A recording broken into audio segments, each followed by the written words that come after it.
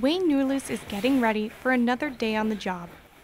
He's the boss at his business and can't take any vacation or sick days in his line of work.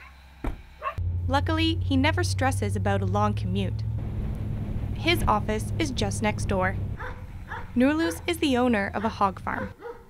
And right now, global issues like the war in Ukraine and a virus affecting pigs in the United States could have a big impact on his small farm.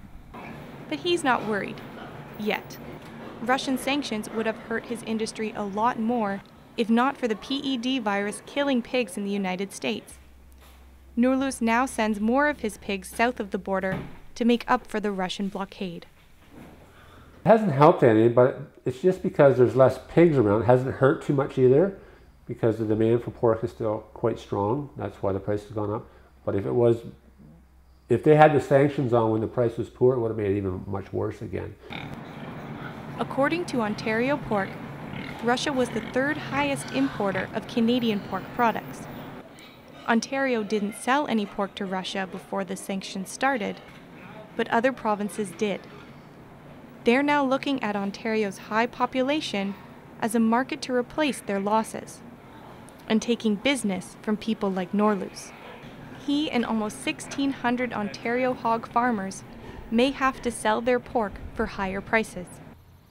Russia has blocked the trade of Canadian goods because Canada condemned Russia for their actions in Ukraine. In southwestern Ontario, the pork industry could soon start feeling the effects. And that includes the owner of this butcher shop in London. Mickey Hambalek worries that if things continue this way, he'll have to sell his pork for prices his customers can't afford.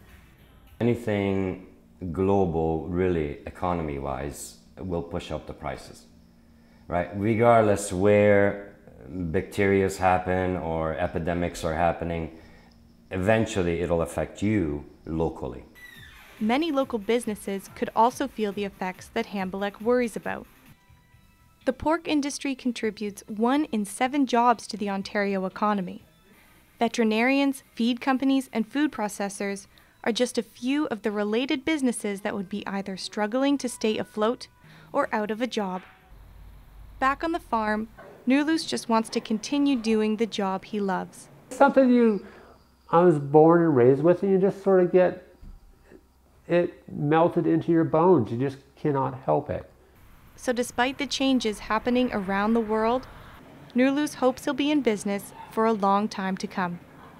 For Western News, I'm Amy Legate-Wolfe.